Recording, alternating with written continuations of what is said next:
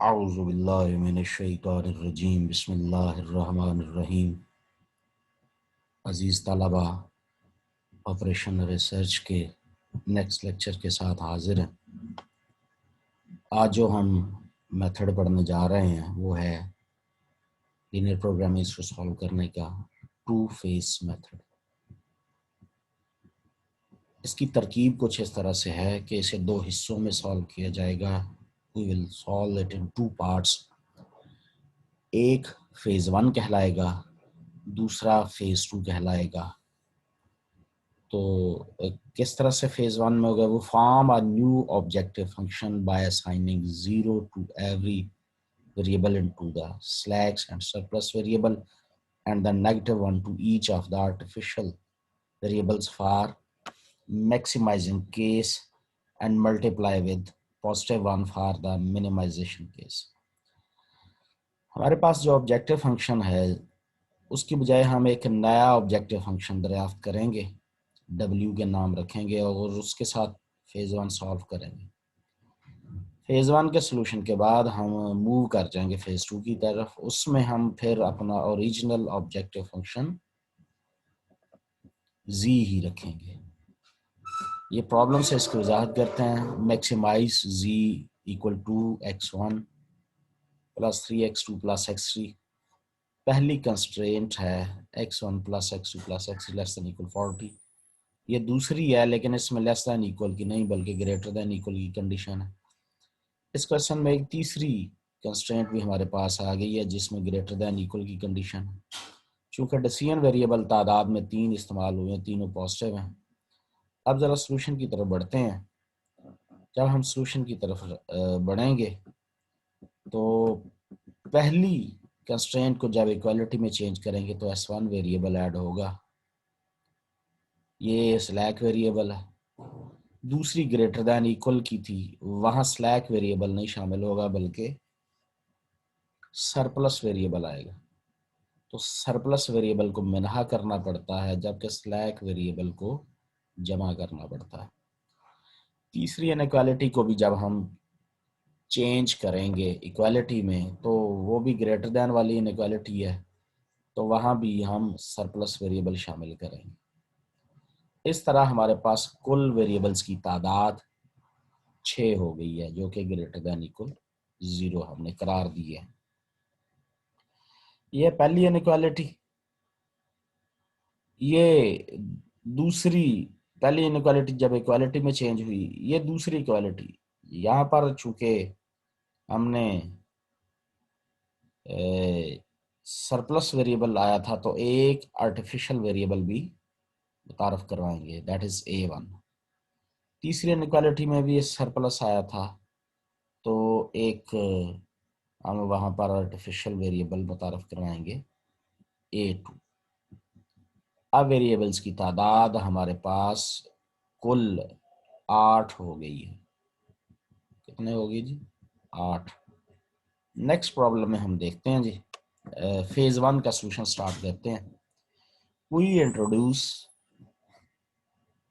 W, कौन सा function? नया ऑब्जेक्टिव फंक्शन W। मैक्सिमाइज का केस था तो आर्टिफिशियल के साथ -1 मल्टीप्लाई किया है, दूसरे को भी -1 मल्टीप्लाई, दो आर्टिफिशियल है, दोनों को मिलाकर एक W वेरिएबल हमने डिफाइन किया। इसे आप लेफ्ट साइड पर शिफ्ट कीजिए तो ये हमारे पास W रॉ करार पाया जाएगी। जो इनइक्वालिटी को हमने इक्वालिटी में चेंज किया, उस इक्वालिटी में पहली इक्वालिटी में चेंज हुई जिसमें सरप्लस वेरिएबल आया था, फिर उसमें आर्टिफिशियल वेरिएबल A1 आया था। A1 की वहां से वैल्यू निकाल लें, बाकी सारे वेरिएबल एक साइड पर। लाइकवाइज A2 की वैल्यू निकाल लें, दूसरे वेरिएबल दूसरी साइड पर। ये दो A1 A2 की वैल्यू हैं, दोनों का सम कीजिए, ये बन जाएगा। ठीक है जी। अब A1 जो है हमारे पास plus A2, A1 plus A2, ये दूसरी तरफ जाएगा तो with minus sign A1 plus A2 दूसरी साइड पर माइनस के साथ। अब यहां पर हमने इन दोनों को भी इस साइड पर शिफ्ट कर देना। जब ये दोनों इस साइड पर शिफ्ट हो जाएंगे तो ये वाली चीज बनेगी और वो डब्ल्यू पुट हो जाएगी। ये जो एक्सप्रेशन आया है ये हमारे पास डब्ल्यू रॉ करार पाएगा। अगर इस कांस्टेंट को दूसरी तरफ शिफ्ट कर दें तो वो सोल्यूशन करार पाएगा। ये डब्ल्यू रॉ। जिस तरह हम गास जॉर्डन के लिए टेबल बनाते रहे हैं, पहली आइट्रेशन जैसे करते रहे हैं, कोएफिशिएंट जैसे शामिल करते रहे हैं, रॉज जैसे शामिल करते रहे, 8 के 8 वेरिएबल यहाँ जगह पर आ जाएंगे। ये डब्ल्यू और S1 और हमारे पास A1 A2, क्योंकि जो हमारे पास यहाँ पर अब दो इस्तेमाल हो रही हैं क्वेश्चंस, तो उसी के वेरिएबल हम यहाँ पर इस्तेमाल करेंगे। ये टेबल बन गया हमारे पास। मोस्ट पहली आइट्रेशन स्टार्ट करेंगे वही तरीकेकार जो हम सब जानते हैं कि -2 है, मोस्ट नेगेटिव वैल्यू, साथ ये पूरा कॉलम सेलेक्ट हो जाएगा। इसकी रेशो लेनी है इन सॉल्यूशंस के साथ, तो जो मिनिमम रेशो आएगी, यस, वो ये A1, ये लीविंग वेरिएबल, ये इनकमिंग वेरिएबल, ये 1। अब ये भी 0 कर देंगे, ऊपर नीचे गास जॉर्डन के सबब से सारी एंट्री 0 हो जाएंगी। तो ये हमारे पास एक आइट्रेशन मुकम्मल हो जाएगी।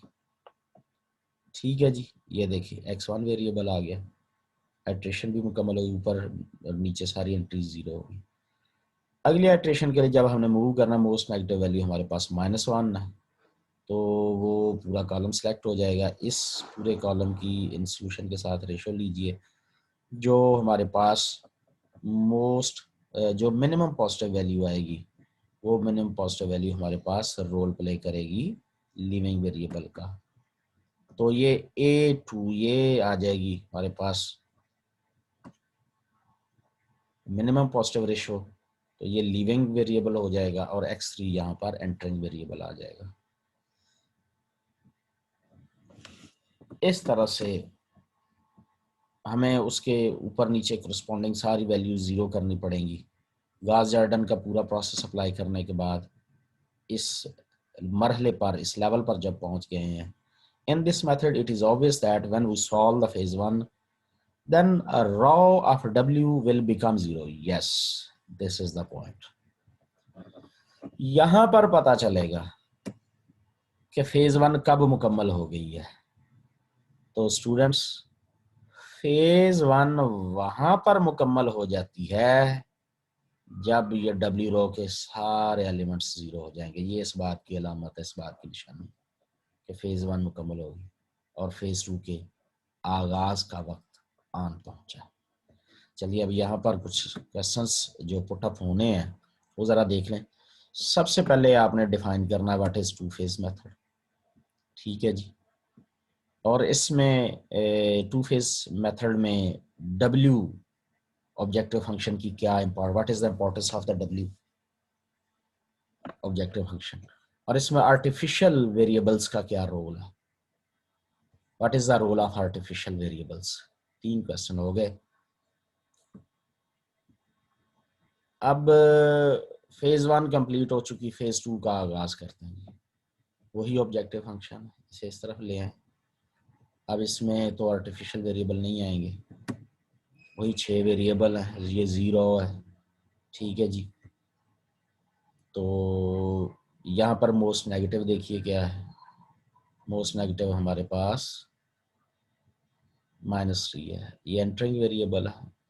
जब इसकी रॉ लेंगे, रेशो लेंगे सोल्यूशन की इस पूरे कॉलम के एलिमेंट्स के साथ, तो यहाँ पर मिनिमम पॉजिटिव वैल्यू आएगी, ये लीविंग हो जाएगा, और इस 2 के ऊपर जितनी एंट्रीज हैं, 2 के नीचे जितनी एंट्रीज हैं, वो सारी की सारी 0 कर दी जाएंगी।